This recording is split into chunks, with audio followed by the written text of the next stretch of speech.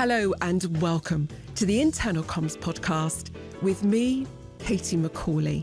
This is a show devoted to improving the way we communicate at work. Every fortnight, I put a leading practitioner, consultant, author in my podcast hot seat. And together we explore ways to make people feel more heard, more involved, more informed at work. Today, my guest is Shanna Wendt. She's responsible for communications at one of the world's most recognised and valuable brands, Coca-Cola. She's the Vice President of Communications at Coca-Cola Euro Pacific Partners. This is a fast-moving, complex organisation with much diversity. So let's dive straight in. Shanna, welcome to the Internal Comms podcast. It's a delight to have you here in person. Oh, thank you. Thanks for having me. It's great to meet you, Katie. I think a good starting point might be to talk about your organisation. Yeah. Coca-Cola Euro Pacific Partners, I imagine, is a business of great scale and diversity. Can you tell us a little bit about that scale, that diversity? Yeah, so I think everybody knows probably our most famous brand, Yes. which is in the company name. But I think a lot of people don't always know where the drinks come from, who makes those drinks. That's us in 31 countries around the world. Wow. And along with those 31 countries, we've got 41,000 colleagues who work for us. About 80% of those colleagues are in what we would call frontline roles, so very operational roles. They're not sat behind a desk all day, Yes. or necessarily on a device. And it's not just 31 countries. We've got a really international workforce. We've got about, I want to say, over 155 languages that are spoken. So yeah, it makes for a hugely diverse organization. Certainly never a dull day. No, I can imagine. You are Vice President for communication as a whole.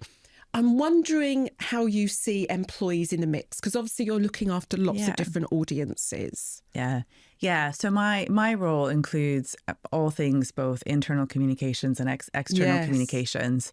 I think from my perspective, and the colleagues or the employees in terms of our audience mix, I might be biased, but I think communications really starts and ends with your employee audience. Right. I always talk about them as a mirror, but really a truth sayer. So whatever it is that you are trying to do externally to engage different audiences, or in terms of your company brand, reputation, it really does start and finish with your colleagues. And so if our colleagues don't live and feel the Coca-Cola brand in the way that we also want to be able to convey that to the outside world, I just don't believe it will work. So employees, number one audience. I love that idea of them being a mirror. That has, in 6 years of the show, no one has suggested that as a metaphor and analogy before. And I can't think why, because it's brilliant. Because I often think, well, they see under the hood, they see under the bonnets. You can't, you can't lie, you can't even sugarcoat anything. But that idea that if it's not believed internally, forget it. It's not believable. I love that. Yeah, I suppose in this day and age too, and with social media, probably say no filters. So there are no filters with colleagues. So I think you really have to get it right. Yes. You've been with the organisation, I want to say almost 20 years. Yeah. Would that be? Yes. Yeah. But when starting to lose count.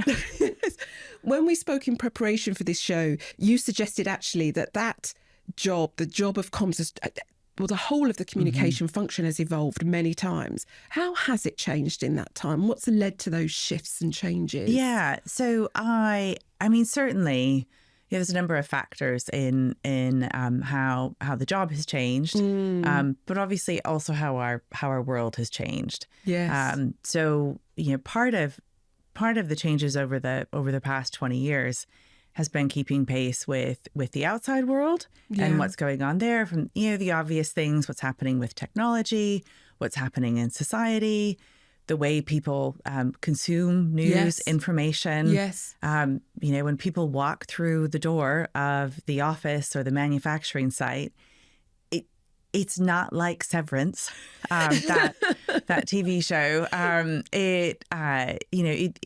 You still bring your whole self and how you experience the world into your workplace. So we've had to evolve because of that, but we've also had to evolve as a company as well too.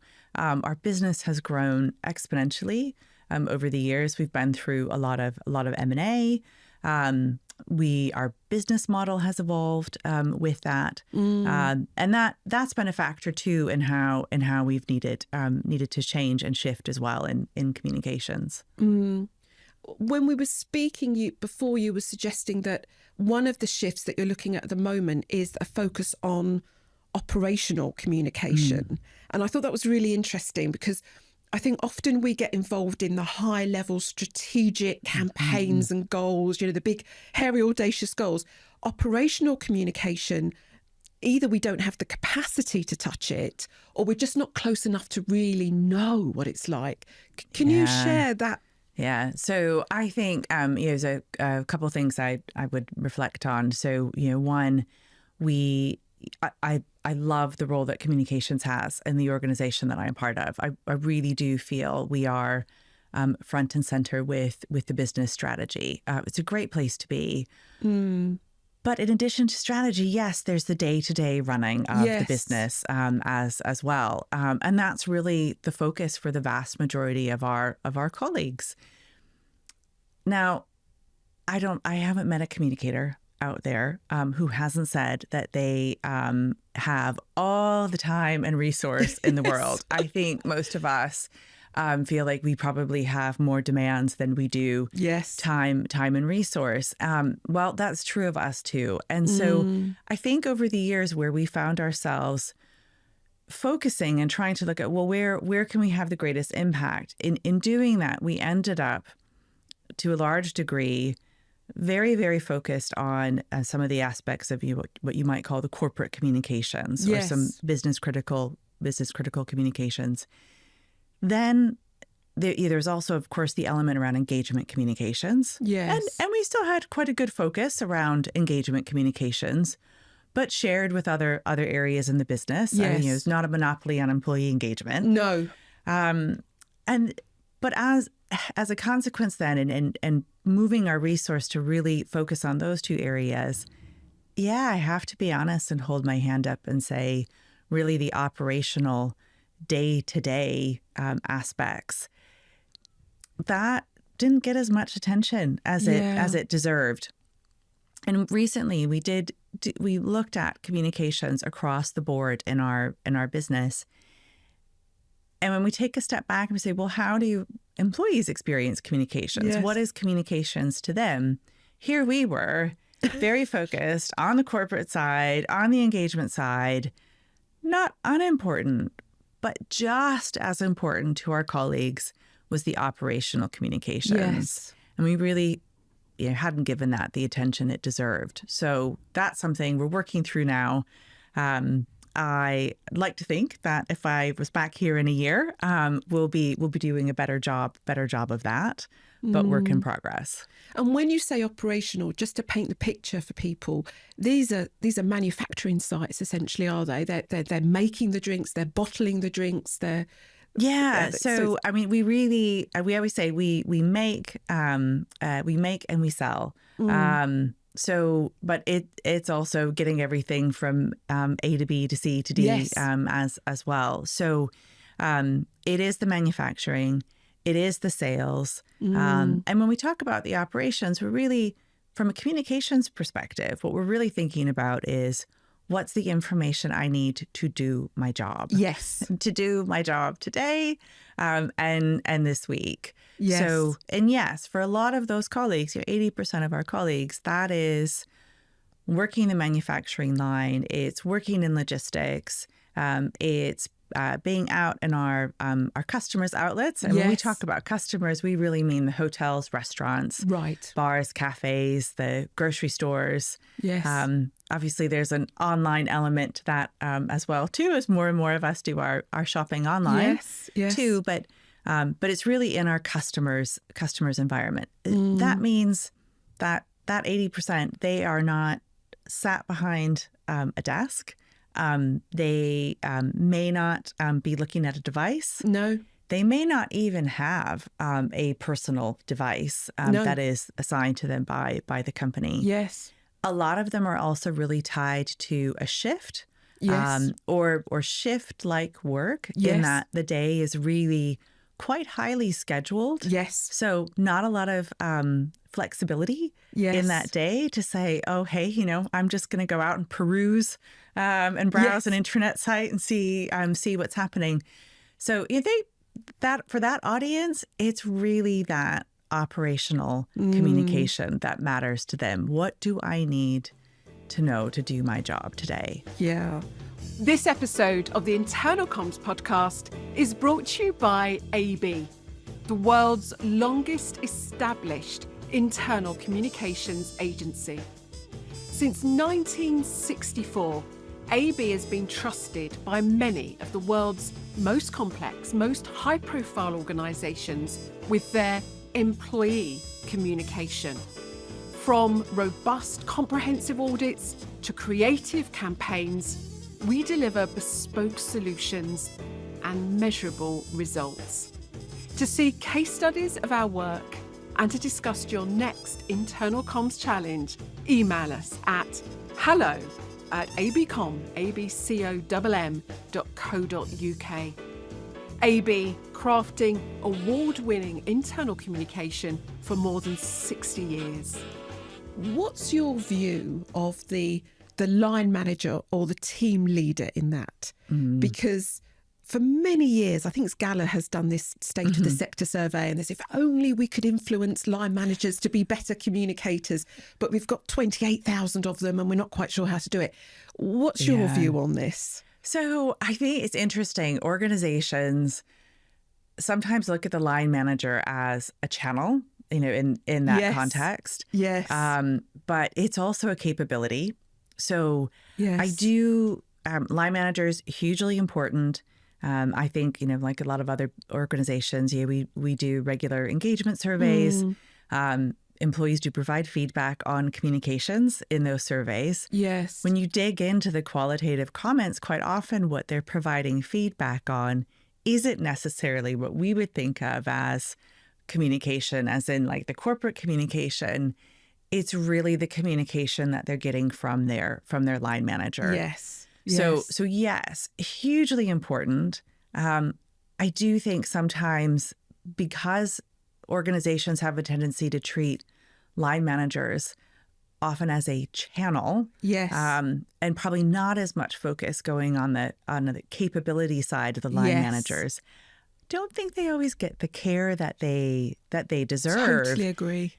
And we throw a lot at. I mean, we have big expectations of line managers. Let's remember they're only human. I mean, we're all human, and they only have so much time in the day as well too. So I think this is true of us as well. I think we can also do a better job of really making it easier for our line managers to be good communicators. So part of it is they have to be willing to put in the time and the effort to develop that capability. Yes. We're not all natural born communicators. I think even those of us in communications, we also have to work on it too. But they have to be willing to work on it. But then we have a job to do as well too, to make it easier for them to know what to focus on, when, what's really, really critical, what's relevant for their teams. I think rather than always kind of throwing everything at them and expecting that they have the capacity to be able to really, sift through that and work out, what it is I need to share today. What is it that I need to do tomorrow? Yes. And equally, not just doing the telling, but also the receiving. Oh, so important. So, the two-way communication. that's also really, I think, dependent on line managers. Yes. For that as well. To be that conduit back. Yes. I think that that's something easily gets forgotten. Yeah. So interesting, because I always think, well, there have to be an audience first before they're a channel, because otherwise what do they don't know what to communicate. Yeah. But you're so right, the capability building as well, because some of them, people just get promoted because they're good at their jobs, not necessarily because of being a great line manager. So I think that's so interesting. That's so interesting, Shanna, because I often think that line managers are an audience before they're a channel, in other words. You know, they need to be fully informed in order to inform. So do you think the answer might be special channels, opportunities, forums for them to really get steeped into what's happening inside the organisation so they can put it into their own words? Is that part of it? And also, is part of it real training, actually, mastering the skills? Yeah. So I think the answer to that, it's a mix of both. If I start with the second first, start with the capabilities, I think do have to work really close. Communications has to work really closely with our people and culture or HR organizations who usually are looking after leadership development or capability development within an organization. So where does communication sit as a capability within that? Yes. Equally, what are the expectations of the organization? Be it in terms of how you set objectives and assess performance over the course of the year or in any given cycle. Does communications feature in that? Is that part of the company's culture and values? How does that show up? That's really key. I think part of that also has to very much be led from the top. So if the senior leadership of the company is seen to be placing an importance on it, also demonstrating the right behaviors. I think that's also really helps. It helps set the tone for line managers, but I think also helps lift them up and give them permission as well too. Yes. And then on the, how do you make sure that they have access to the information? I would actually say probably less is more. So I agree. I think we've got a proliferation of channels, probably in most companies. And when I say channels, I don't just mean the digital channels as such. Some of that is the face-to-face or other routines that are used to connect. But yeah, in this day and age, I sometimes feel like, oh no, we are awash in channels. But are we actually reaching all of the right people with the most relevant information? So it can't be everything everywhere, all at once. Yes. I sometimes feel like I am caught up in that movie at times, but it really, we do need to be more targeted. Yes. And so yes, you need to make sure you have the channels in place to reach the line managers in the best way. Yes, but probably less is more. I think I would always start with what do you have? Is it, how is that working for you or working for them? Rather than just say, oh, I'll add on more for the line managers. And so I think some organizations treat this as a channel, but again, coming back to the senior leadership, that the access to senior leadership, that is really important for that line manager population. And so, what does that mix look like within the organization that you're in, and how does that work? Yes.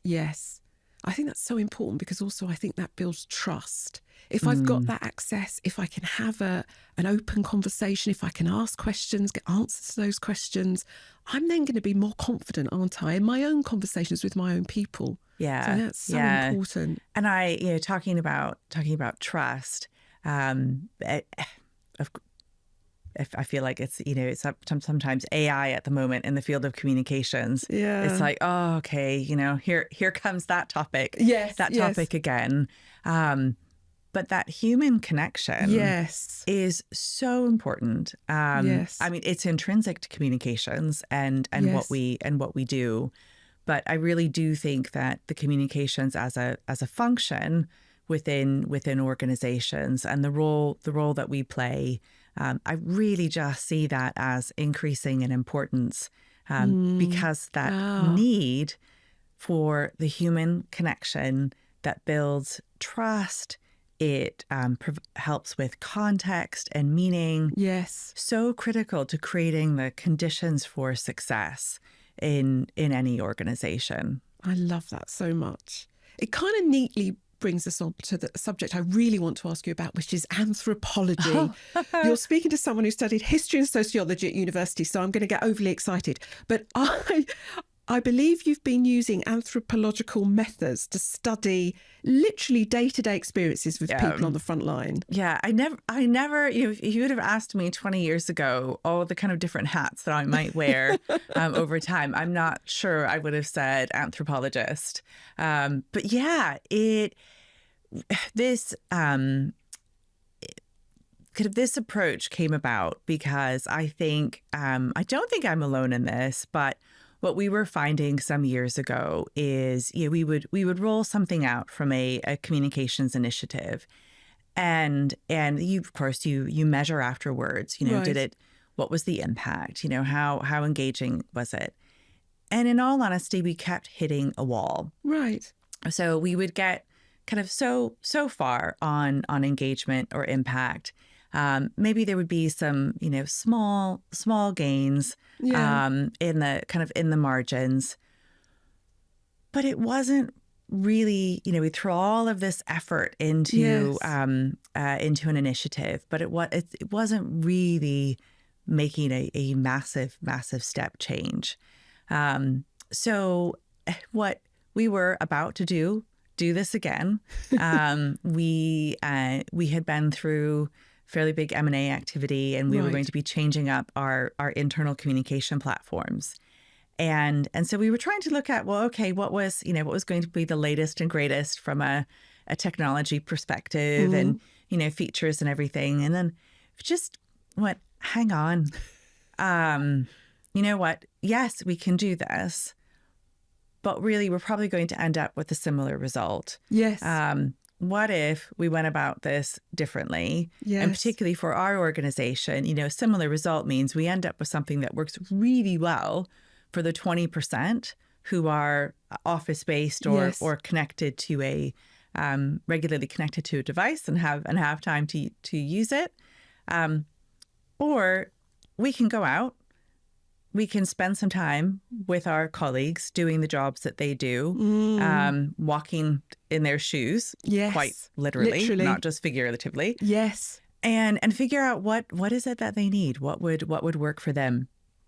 So that's how it all came about. And we did that. And then that also really brought us to a place of, it's just challenging assumptions. So rather than, just acting kind of on the surface of survey feedback, the kind of what we think we know, really by walking in the shoes of colleagues, but equally then also trying to co-create things with them. Nice. So what we also, did, and we don't have endless budgets and endless resources. So, the co-creation element of it was quite simple. It's just co-creating on paper.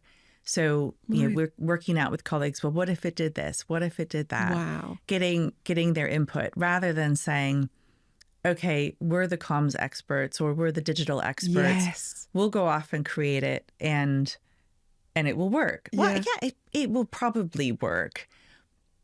But will our colleagues use it the way that we had designed it? Yes.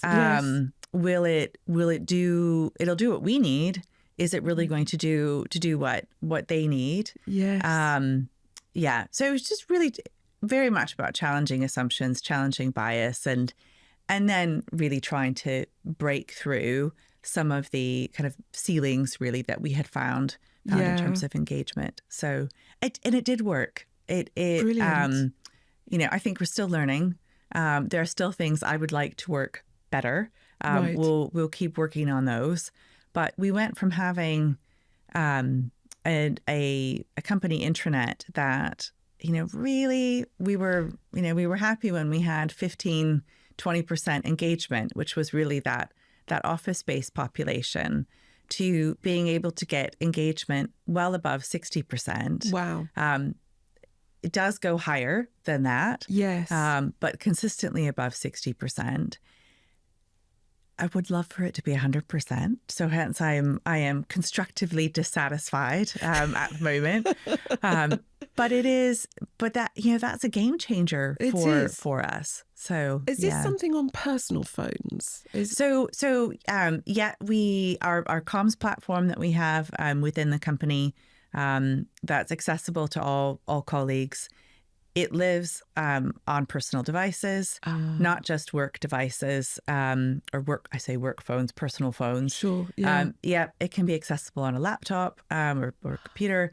Perfect. It's also accessible on our screens in our buildings. Oh, great. So and then we connect to it in a number of ways. So it also is what we use when we're streaming town halls or virtual events. It powers our e-newsletters as well. Fantastic. Too. So it's really a multifunctional platform. But I think the key thing is it reaches employees where they are. Yes. So, I think that's true both of when you look at your channel mix, but also your content. Yes. So many times, it starts with good intent. Yes. But, you can imagine the conversation, you're sitting around with a group of leaders, you're talking about the business plans, and it's what do we want to tell our colleagues? And it's like, well, hold on. Has somebody asked the question, what do our colleagues want to know? Yes. What are they expecting? Yes. And then, that's partly on the content side of things. But I think it's also true then on the channel mix that you have. Yes. So actually, have we stopped to really look and understand, where are people? Where do they spend their time? Where are you most likely to catch them? Yes.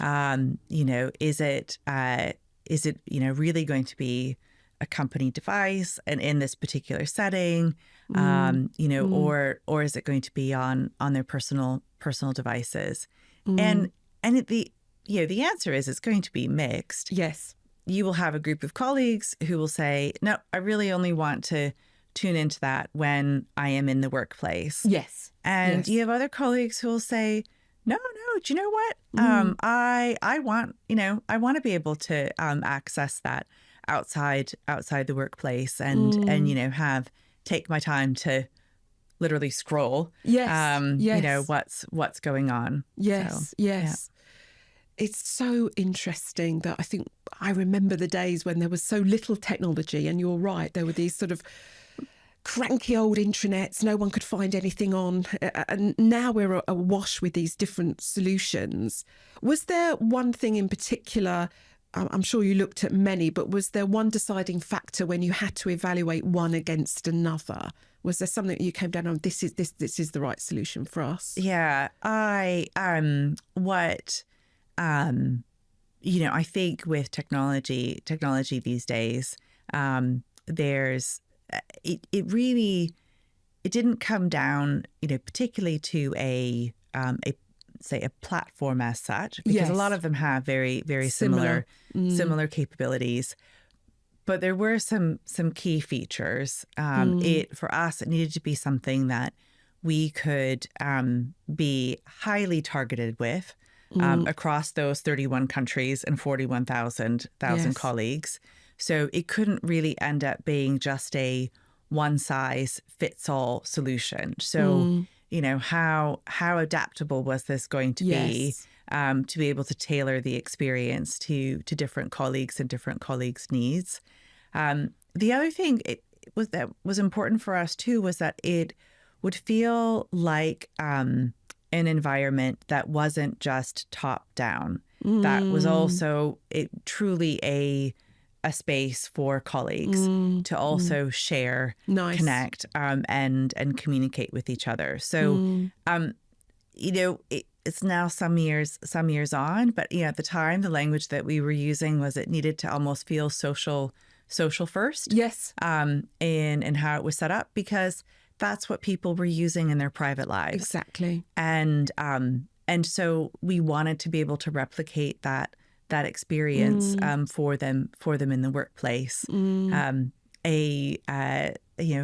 colleague of mine, and it comes back to that point about, well, we don't change personalities or change identities when we walk through the door. Yeah. So, why would we expect people to communicate differently?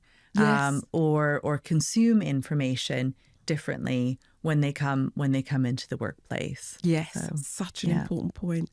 Just coming back to walking in their shoes and the whole anthropology thing, I've always thought it's one of the privileges of working in internal comms is that you get on the factory floor and you see what things are really like. Was there anything in that you saw and you thought, I'd never realised that? Was there any moment or any story you took away from that sort of you've repeated and it's coloured other things? Oh, absolutely.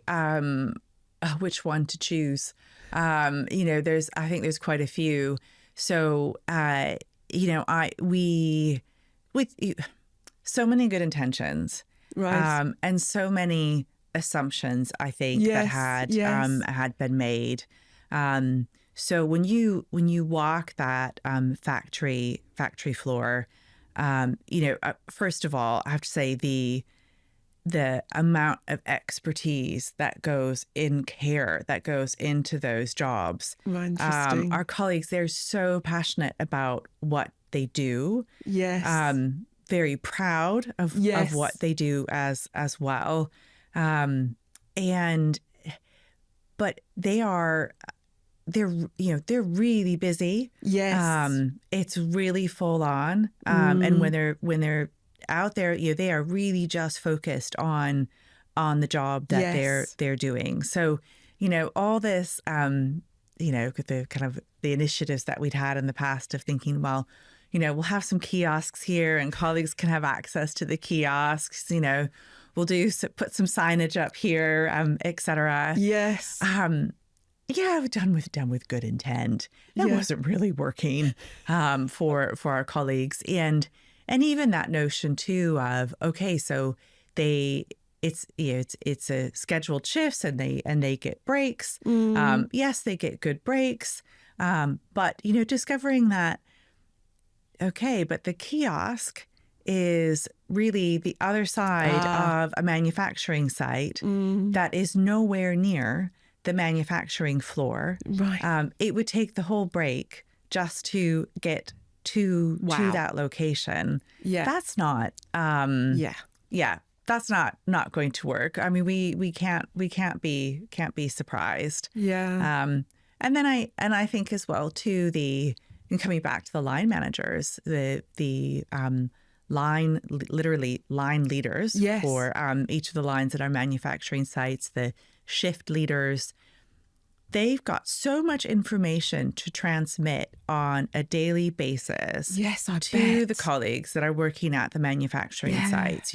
What is happening at that site on that day? What's happening on that particular line on that day?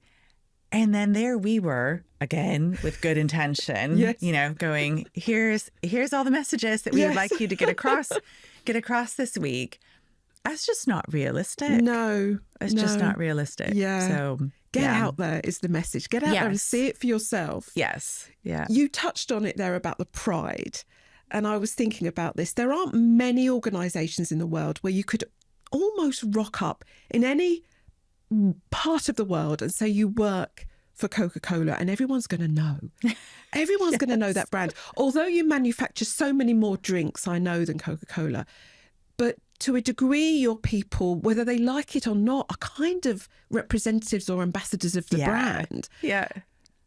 every industry has its hot topics. And I imagine with soft drinks, it's about sugar, it's about packaging and plastics and the environment. And that's just off the top of my head, knowing nothing.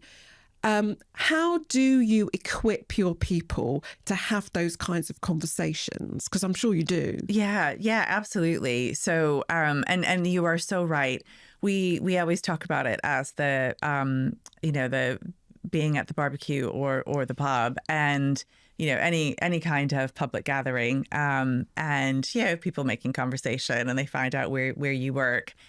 And yes, our colleagues get asked all sorts of questions, from is Coca-Cola, did you ship it over from the US, thinking because it's an American brand. Yes. You're like, no, it's made here. It's made here. In fact, I make it. So, that's the, for those some of the more challenging questions, certainly it was in the news today, here in the UK, the government and the budget and things like sugar tax. Yes. And what does that mean? So to start, we really, if you could ask any one of our colleagues, it is just time and time again, people say, I joined the company because of the brand. Quite often then they go on to say, but I stayed because of the people. Oh, nice. But it is the Coca-Cola brand that Yes. it brings people in. They're proud to represent the brand. And it emotionally, I think can be hard at times when you're very proud of this brand. You know what we stand for, the quality, the care that goes into it, and you get asked all sorts of questions. So I think to start, we that magic of the brand, the experience that we're trying to give our consumers, we also really want to replicate that experience for our colleagues. Never ever take that for granted. So anytime there is a new product launch, an innovation, whatever is the latest campaign that's coming up, really making sure our colleagues get to experience that first, great, but also experience it in the same way that we're going to share that with our consumers. And then, yes, when it comes to the trickier questions and the things, things about what to expect, it really is about having those open lines of communication with colleagues, so they know where to go to look for the answers. Yes. We do, training development within the company is hugely important. Yes. Not just the capabilities that colleagues need to work the manufacturing line, to go out and sell or service our customers. It is also about understanding the products, understanding the way we make those products, what we do with the packaging afterward, our care around that, all the ingredients that go into our products as well too. So there's an ongoing program of colleague education around that. But I think it's also, we don't, and we're clear about this with colleagues too. We're glad our colleagues feel proud about the brands and they want to represent those brands. But we don't expect them to be experts in everything. No. And so it's also about making sure colleagues know where to go for help, or who to turn to, when that's really, just not something that we expect them to be able to respond to or handle. Yes. And I think for a lot of companies these days, not just us, with a world famous brand above the door, it's also so many conversations are taking place on social media now. That's true. How do you equip your colleagues? Yes. If they choose to be active on those social networks, how are they equipped to handle that as well? Too. And again, that's just really about knowing where to go to for help if they need it. Yeah, I think that's so important. And actually, one of the things you mentioned there, I think so important as well, is encouraging employees not to overstretch themselves. If they don't know the answer, don't start to make it up. Yeah. Yes. Yeah. Yeah. Really, Yep. really important. You started off in journalism. I'm just curious, was it always going to be some form of communication? Was that always going to be your profession? Well, if you talk to my mother, she would tell you back when I was 5, I was convinced I was going to be a train conductor. Oh, really? So no, I cannot. I can't hand on heart say that. From the start of my school days, I thought it was going to be something in the field of communication. I think I came to that probably in high school. And it really came out of a place of curiosity. I was really looking at, well, what can I do that I can just be continuously learning? Yes. Learning and exploring, experiencing different things, seeing different things. But I also wanted to be able to make a difference.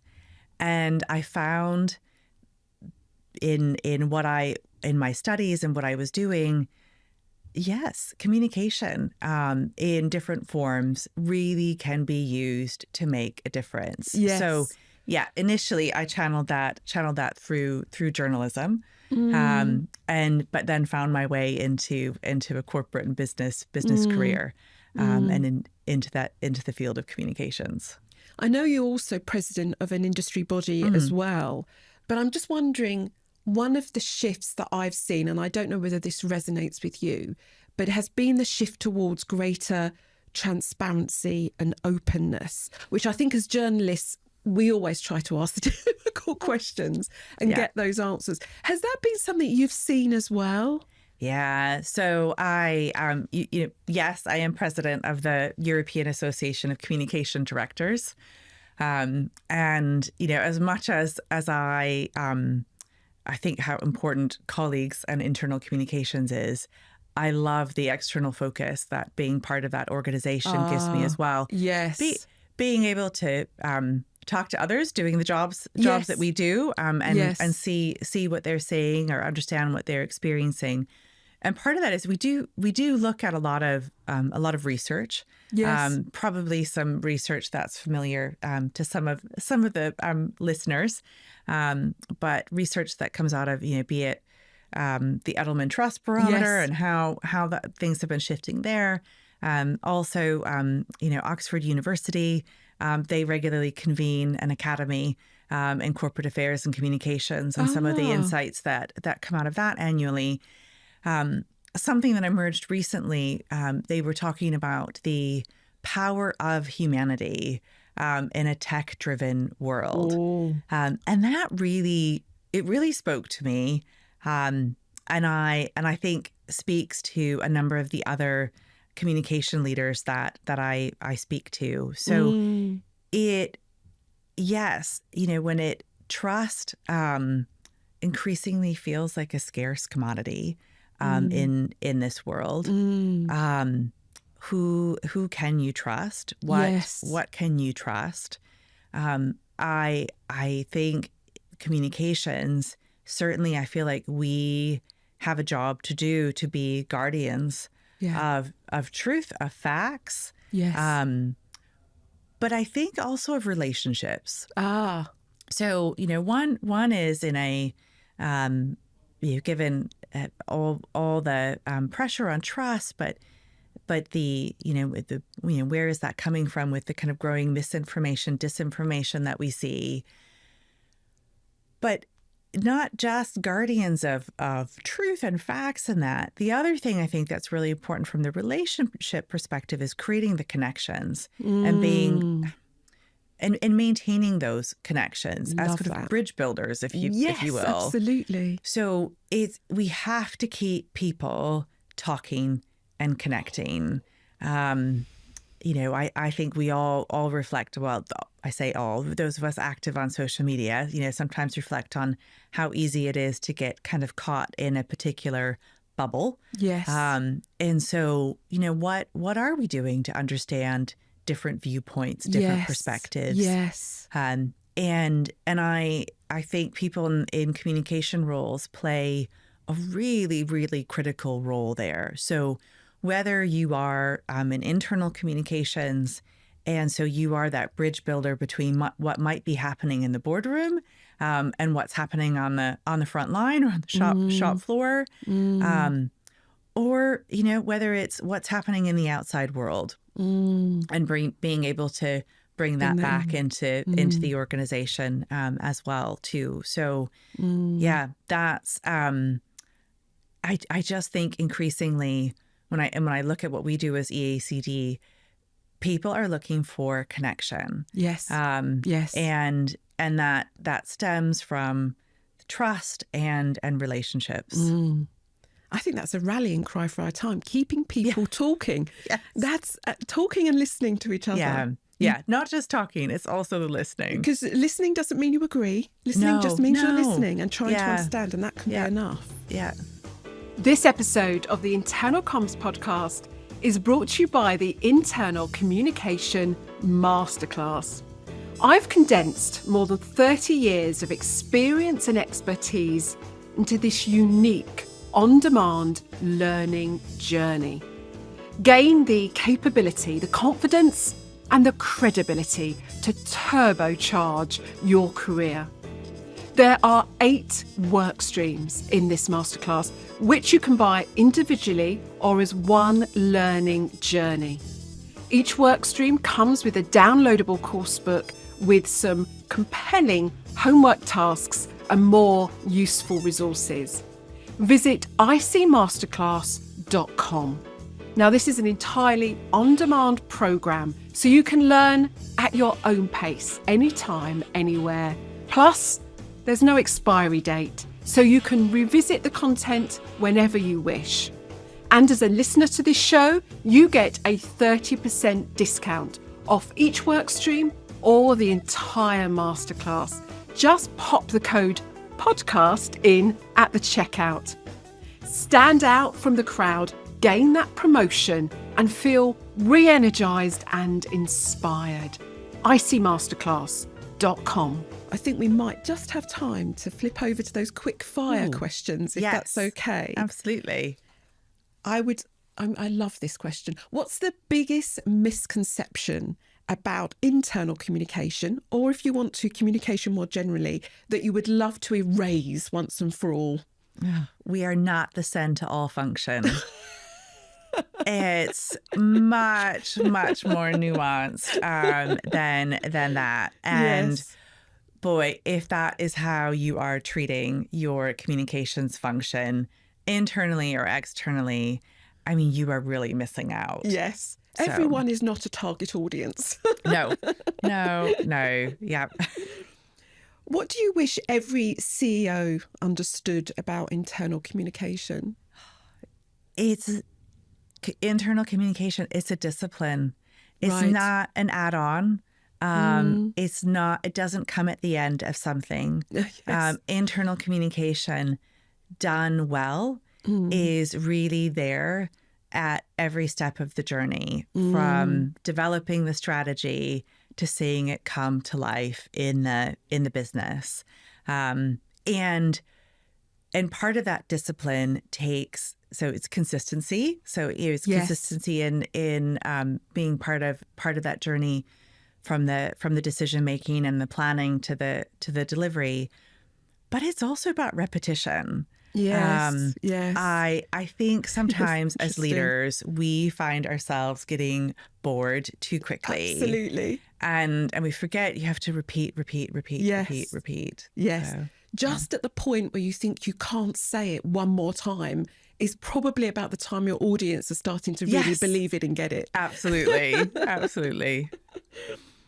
Is there a book or a podcast or resource that you find yourself recommending more than any other to your fellow comms professionals? Oh, I am a complete fangirl about the podcast When It Hits the Fan. Oh, yes. It's co-hosted by Simon Lewis and David Yelland. And yes, I appreciate, so, it's not competing because here we are in an internal comms podcast.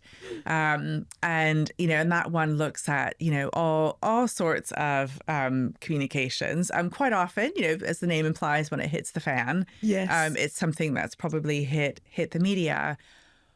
But what I really love about that podcast is, they do dissect and try and, not that they necessarily have a crystal ball to kind of look at and see what went on, but they do dissect the decision making and the planning or the lack of planning and foresight that may have gone into some of the communications that has led to something hitting the proverbial fan.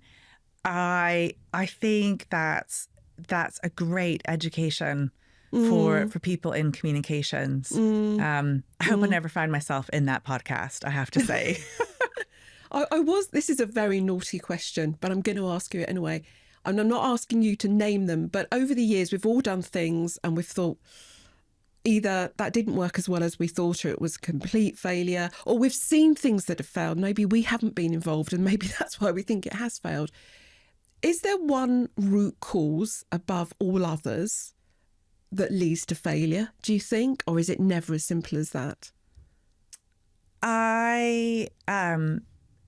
If I had, a catchphrase, it would be ask why. And I think the moments where maybe whether you'd say it was a complete disaster but things didn't go the way that we expected, or you didn't get the outcome that you thought you were going to get. When I look back on those moments, quite often what rises to the surface is, we didn't ask why enough. Wow. I once worked with a scientist, and his advice to me, this was years ago, but his advice to me was ask why, then ask why again, then ask why again. I can't remember how many times he actually said I had to ask why at this point. But it was a great, great lesson. Yes. And yes, he was coming at it from a scientific perspective, but I think it really, really applies to communications as well too. Are you really clear on, why you need to do this? Yes. Why is that the case? Yes. Why are people behaving that way? Exactly. If you keep asking those why questions, I just think it leads to better outcomes. Totally agree. I think it's either the 5 why framework or the 4th why. We will put a link to it in the podcast. Oh, excellent. But there is a diagnostic tool, and exactly as you describe, it's keep asking why until finally you get to the root cause of what's, really, really important. Yeah. So finally, on the Internal Comms podcast, we give you a billboard for millions to see, and you can put on that any message you like. What would you like to put on your billboard? Well, it would have to be ask why. I love it. Shanna, thank you so much. This has been a delightful conversation. Oh, thanks so much for having me, Katie. Great to be able to talk all things communications. Thank you. So that is a wrap for this episode of the Internal Comms podcast. My thanks to Shanna, my incredible colleagues at AB, the team that keep the show on the road every week, and also, of course, to you for tuning in. If you are listening to this show, you might like to know you can view it too. In the show notes, you will find a link to our brand new YouTube channel. Wherever you are, please like and subscribe. It just gives the algorithms a little nudge in the ribs, and it means that your fellow comms professionals around the world can more easily find our show.